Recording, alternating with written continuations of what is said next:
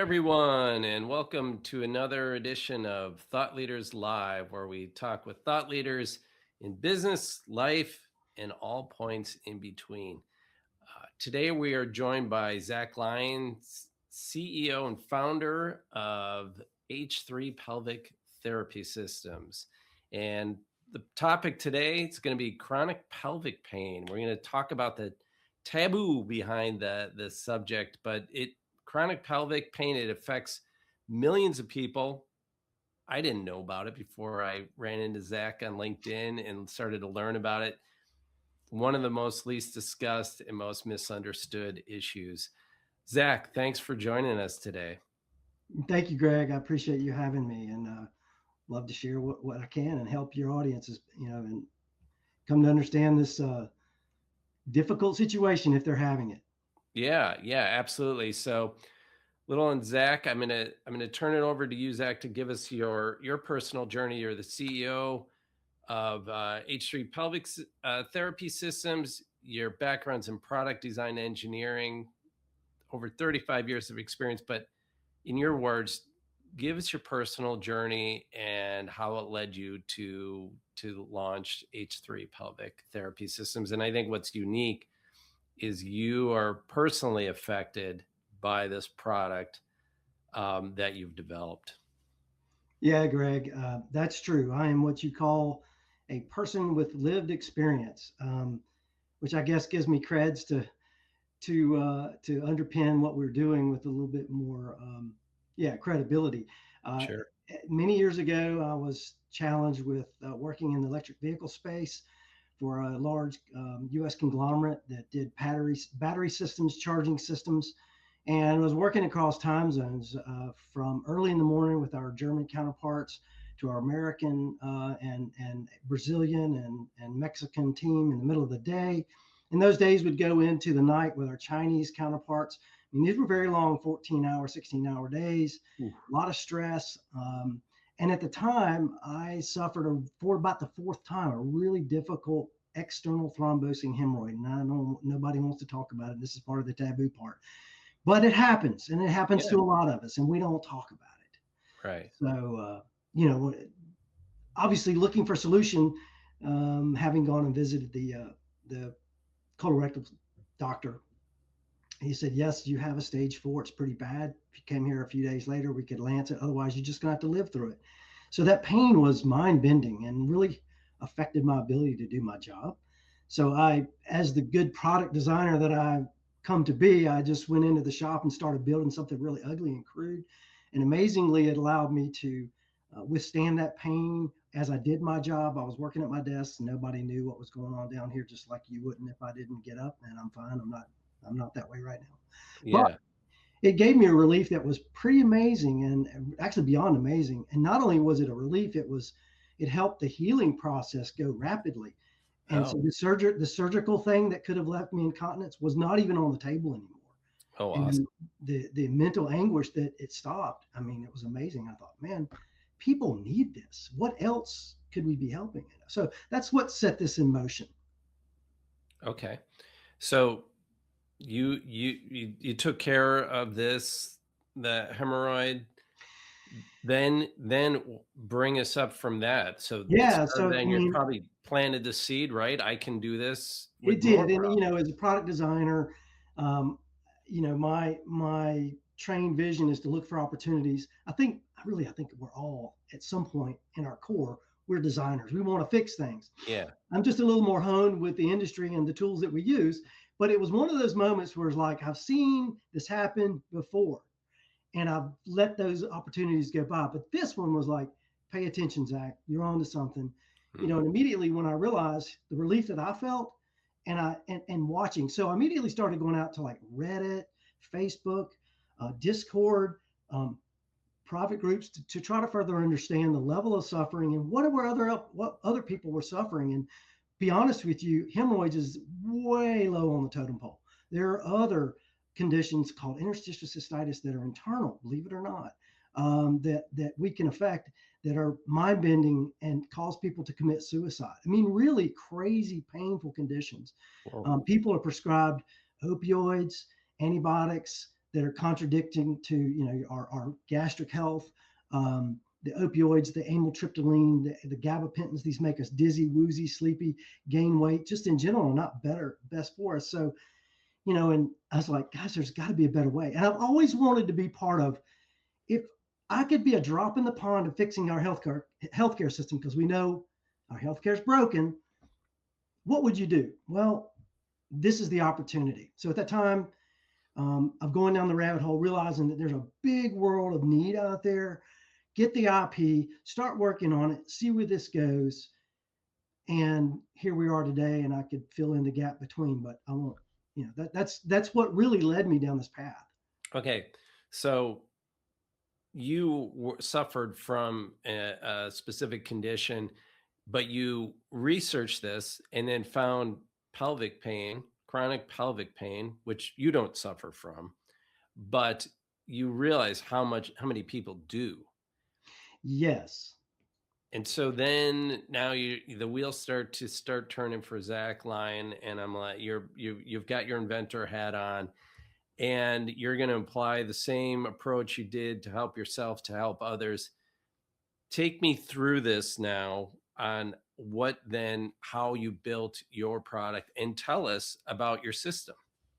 Yeah, sure. So what am I going to do? Go, hey, have you got a problem downstairs? Give us a call. It was kind of a moment like, well, wait a minute. How do you even begin to approach people you don't even know about the most intimate and private conditions they have? They don't even want to talk about.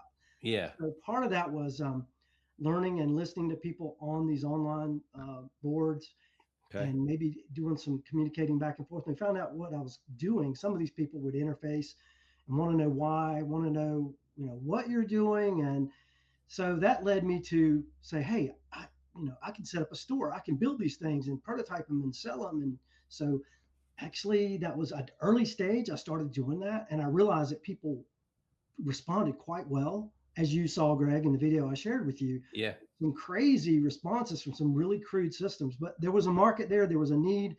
And then at that point, I realized, probably the smartest thing to do is stop selling because this might be a medical device that you're dealing with, not really have delved into the space of the FDA and all the ISO regulations and things like that. I knew that I wanted to make sure I did this right. So that stopped, but I still continued to build these MVPs, and I had local clinicians that knew about us to call us in occasionally and say, listen, Zack, I got a refractory patient here. She's not responding to anything. Can we try your system? And I'm like, yeah, why not? As long as you're sanctioning it, sure. So we had a few of those, some really good wins there. It continued to initiate the whys. What's going on? Why are these people responding the way they are? Why aren't the clinicians and the physicians being able to treat these people for their pain and their conditions in a way that's really the way the patient wants to be treated? A lot of these conditions really are best treated in the privacy of the home. They are time resolving. They do take time. I tell people, you didn't get into this situation from overnight. There was a snowball of effects that continues to build on you. So sometimes it takes that therapy, and there's pelvic floor therapy out there, and it's very good. It's very valuable. We are likely going to be a tool in their quiver of tools for their patient cohorts in the future that will improve that that industry in a big way. So take me back a step here, and let's talk a little bit about chronic pelvic pain and what exactly it is, and then what your product is and how it helps. Sure. Great question. Chronic pelvic pain typically is multifactorial, meaning there's more than just one thing that might cause this pain signaling. It might initiate with one thing. For example, I'll give you an example. Women who take birth control. Now you think, what's that got to do with chronic pelvic pain? But birth control can set up an environment in the vaginal lumen that is pH out of balance. And when it gets like that, you start getting into fungal bacterial overgrowth and things that create pain in the tissues. And if that is left untreated, it becomes chronic. So, that's just, I'm sorry, ask that question one more time. I lost my train of thought. So you're kind of giving us a good definition of what an example of what chronic pelvic Yeah, let me pain let me is? proceed. Let me proceed. So that's just one. And then it can also induce what's called vulvodynia. So you could have two vulvodynias where the vulvar nerves are aggravated.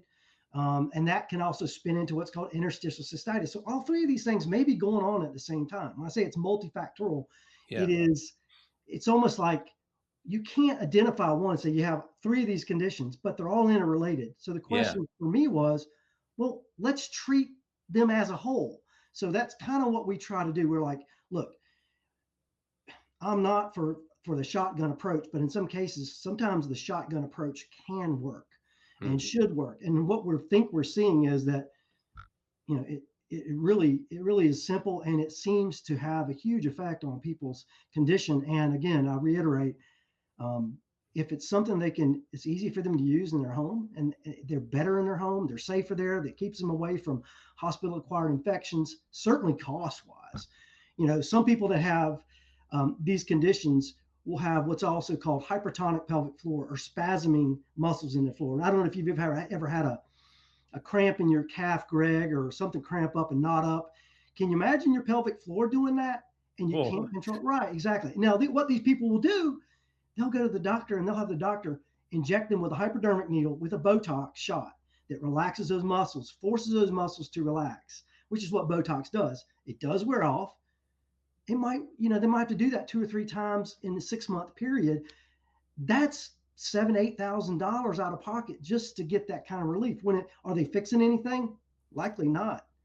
okay. So Tell that's us. what I mean by multifactorial. Sorry. Yeah, so that's perfect. You've got us understanding the problem. Tell us about your product now.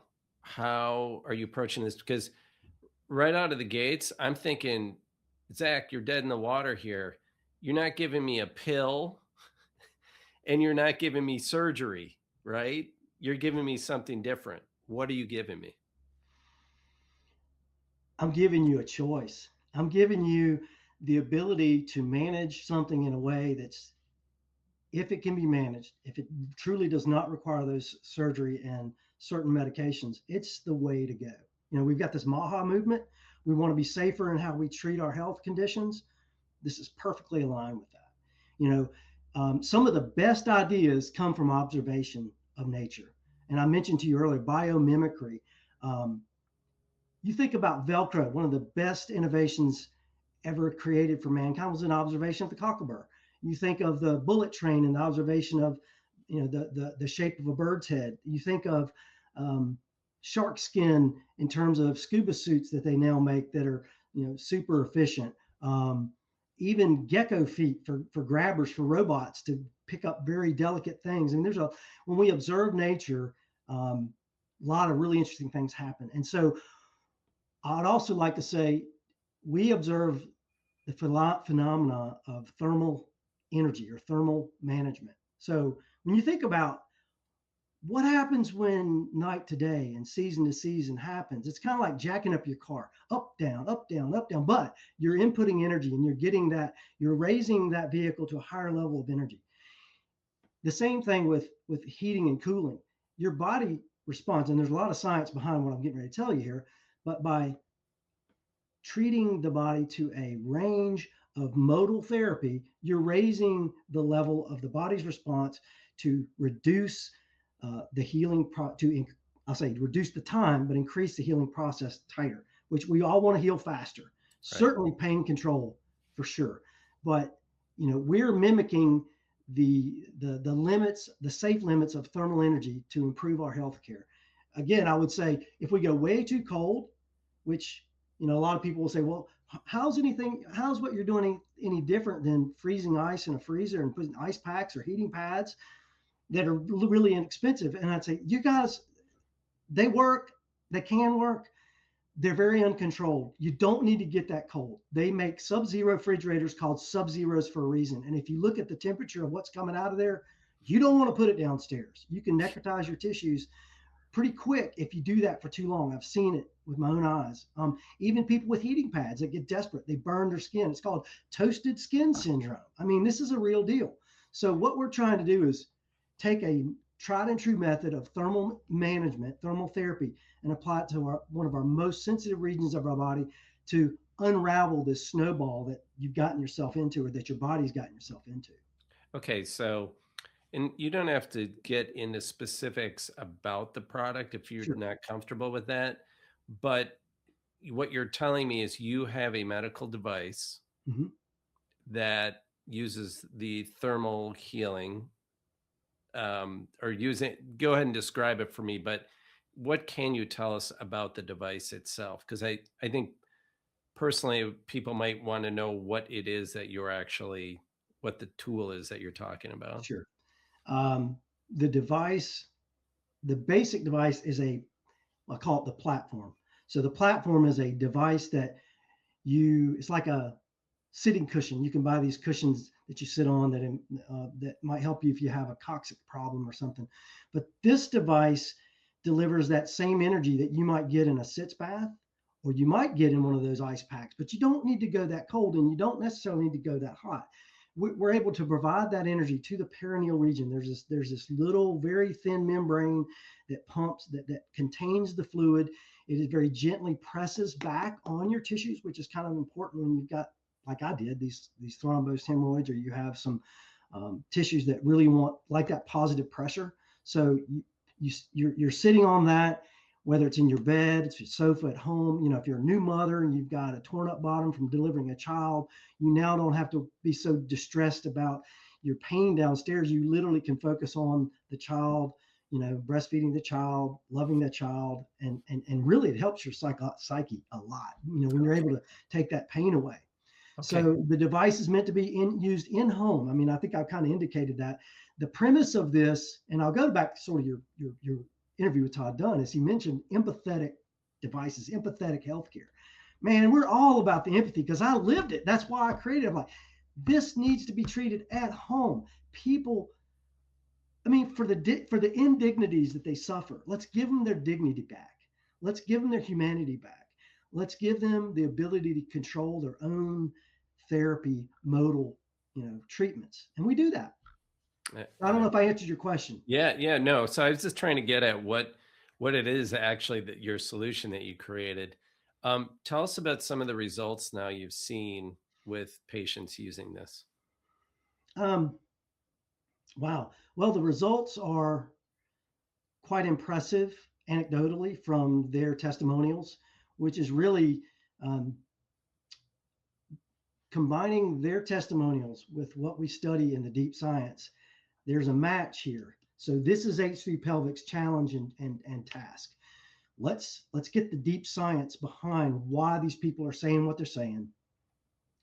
Let's support the device and the methods and the therapies with the science so that we can continue to get those people, reach those people who we have cursorily, as you saw, in a much bigger way. So we are sponsored by the NIH. We finished our phase one grant review, which was to go into live animals and study this device as it's applied to internal tissue. So I'm kind of going down a new little rabbit hole here, Now Greg. do that. But Important. because the platform is very controlled, we can deliver that energy through another little device. You remember I told you I worked on electric vehicles?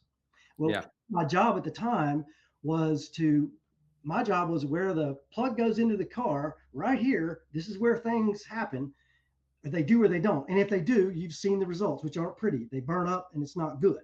So my job was to figure out how do I take that joule heating is what it's called. When you pump electrons through all that wire, it gets hot, And so how do we move that energy somewhere else? Get it away from there, shed it fast. So that same technology we introduced into an internal device that sits on top of the platform we've created. That internal device is like a little tampon sized device for females.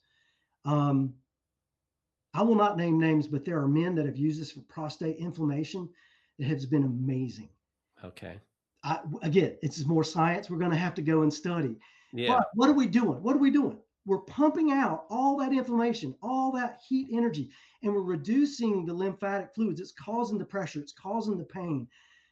And by being able to cycle warm and cold, there's some interesting things we're seeing from the anecdotal evidence of people's testimony. We just don't really know exactly what's happening. So Yeah. we got a lot of science in front of us to get done. Yeah, yeah. That's interesting, the warm and the cold. Yes, that's called the hyperoxic hypoxic paradox. What's very interesting is there's a point where hypoxia, it's called hypoxia induction factor 1 alpha or something to that effect. Basically, what it says is when you reduce oxygen to your cells, they kick into um, a self-preservation state. They Okay. start to healing factors come out of that. I can't speak to all the deep Sure. science there, but it accelerates your cell's ability to get rid of the old damaged cells and replace it with the new ones. That's called apoptosis. So I think most people in high school biology may recall that, but we're accelerating that process of that cellular replacement by lowering and raising above core body temperature. So we're going above and below core body temperature. And there's a process of time, temperature, dosage that we operate within that forces the body in the local regional areas where we're applying it to, which are, it might be torn, might be injured, might be chronic, might be acute, whatever it is. There are multi-factor therapeutic effects by doing that. Did I answer Wow. your question? Yeah, yeah, absolutely. So this, tell me the biomimicry on this, because you mentioned before. Can you revisit that and tell us specifically what you did? Was it that cold, the cold and warm factors, and just how the cells do that to heal themselves?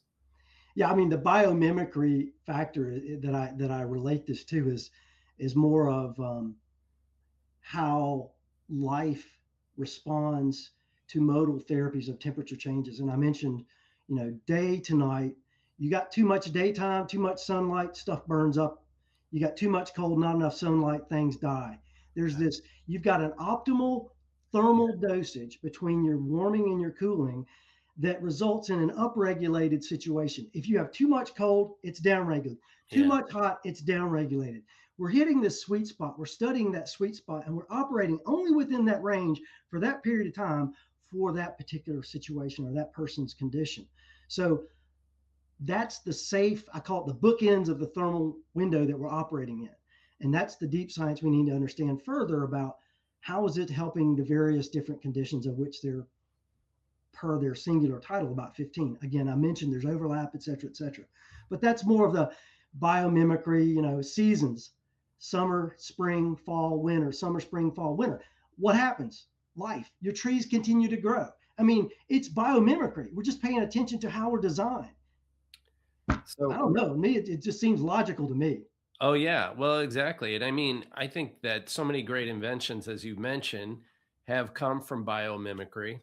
And I mean, what you've done with your applying the learnings from the EV field, it's almost like I don't know what the term would be for, but cross pollination or Cross learning pollination from. is exactly Yeah, what I was I thinking. mean, Yeah. learning from other verticals. We talk about that with innovation all the time.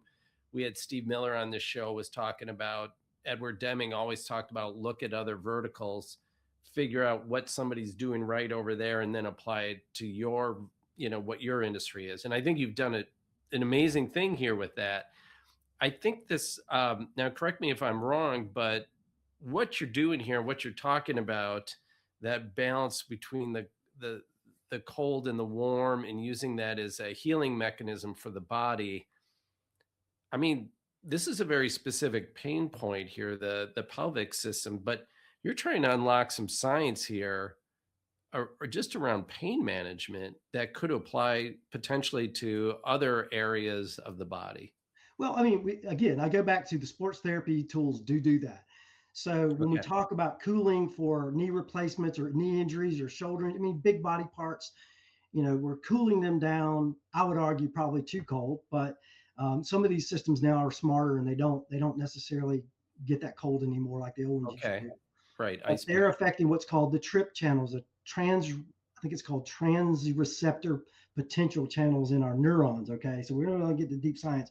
Specifically, melastatin 8, which is the cold, that's called TRPM8, It doesn't need to go any lower than 10 degrees C. You pull that ice pack out of the freezer, it's way colder than that. You don't need to go there.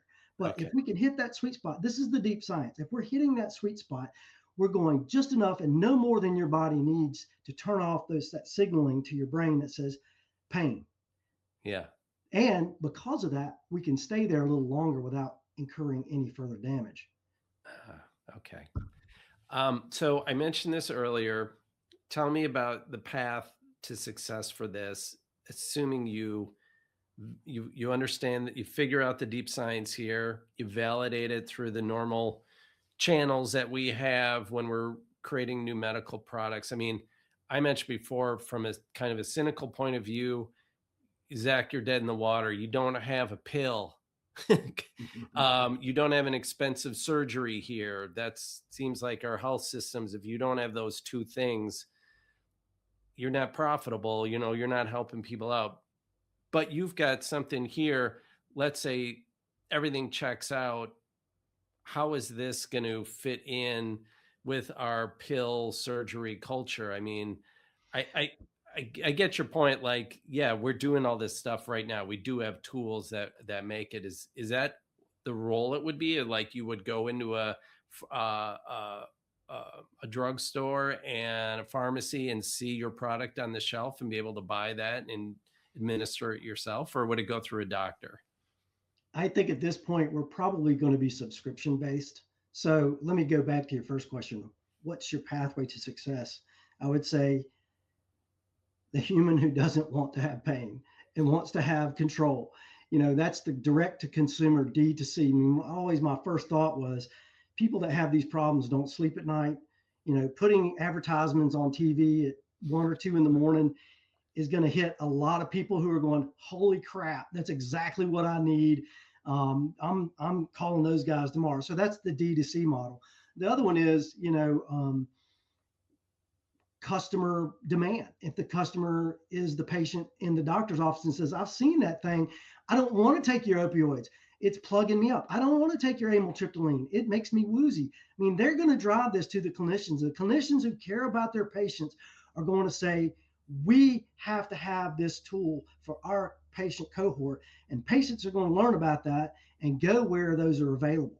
So, it might be stocking certain pelvic pain centers. It might be OBGYNs, new mothers have had babies. I'll tell you, these people show up in the emergency department or emergency room. They can't do anything about them, but they're desperate. That's the level. These are some of the ones that get on the edge. They might be suicidal. But if the emergency room, instead of making them sit there for 10 or 12 hours and then not being able to do anything, can give them this kit and let them go home and treat them themselves, I mean, that's another potential outlet where we're helping the hospital setting. We're helping to make patients and doctors friends again, because I'll tell you, these clinicians, these doctors with these kind of patients, I won't tell you the negative things they've said about them, but they're very frustrated. And I've come to understand why they're frustrated. I would be too. And so we want to tap into that frustration and make that doctor and that patient friends again, because they Yeah. get really, and when they don't get results, they get mad, really mad. Yeah. Sure. So it's a huge Absolutely. opportunity. It's also a big lift. So our pathway to success is through multiple different channels. Greg. Okay. And I think, you mentioned like the late night TV commercials and things Yeah. like that. I mean, I think there's probably a little stigma you're trying to avoid there too, where you don't want to come off as this kind of snake oil salesman. You Yeah. need legit science behind it. You need the testimonials. You need that social proof that this actually works, and you need to do it in a way that's convincing and realistic to these patients. Yeah, absolutely. You hit on a really good point. The marketing angle of what we're doing has to have some serious sensitivity, way above board messaging, um, and yeah, I mean it's. I could go all day long about how we might message what we're doing and why we're doing it, um, You know, and definitely the wrong way to do it. Yeah, right. Exactly. And the one thing that you've got behind you is it works, right? So if it works, you're going to see great results. Um, then people will eventually, that's a sustainable product. And you will build on word of mouth. So, Zack, we're at the top of the hour here. Um, if somebody is intrigued by this, they want to talk to you, maybe they have pain, maybe they have a clinic where they want to get you your product in and at least try it because they don't want to keep disappointing their patients. How do they get a hold of you? Well, you can find me on h3pelvic.com. My direct email is zack.lyon@h3pelvic.com, or info@h3pelvic.com. You can find contact information there. As far as getting the product, I wish I could promise your audience that we had them ready to ship. Sure. We still have more science to do. We have more quality work to do, engineering work to do. But I will just tell your audience that this is forthcoming over the next year to year and a half. And we hope to be in the market by sometime in mid to late 2027. And I know that's not good news for some people that are suffering and are liking what we're saying, but it is what it is. And for us to provide the best product that we can, the easiest to use product, the most effective product, that's what it's going to take. But any clinicians and any parties that are interested in doing clinical research for their indications, hey, we're ramping up to build systems to provide to those scientific research opportunities so that they can better understand the deep science, maybe for their indication. So, well, there you just legitimize yourself to an even higher degree with that, talking about your go to market and your approach here. Zack, thank you for coming on the show. I really appreciate it and generating some awareness about a subject that might be taboo. But hey, man, we're all walking around in these bodies. Let's just be frank about the problems we're facing, right? yeah. Yeah, I appreciate you taking the time to learn more about what we're doing, Greg. We want to make this very stigmatized condition to be a little easier to deal with and feel a little bit more comfortable in talking about because everybody has these things. Everybody has them. And honestly, it's the right thing to do. It's the right thing to do. Yeah. Well, good deal, Zack. We wish you and H3 Pelvic Therapy Systems all the luck. Thank you, everyone, for tuning in to Thought Leaders Live, and we'll see you on the next shows.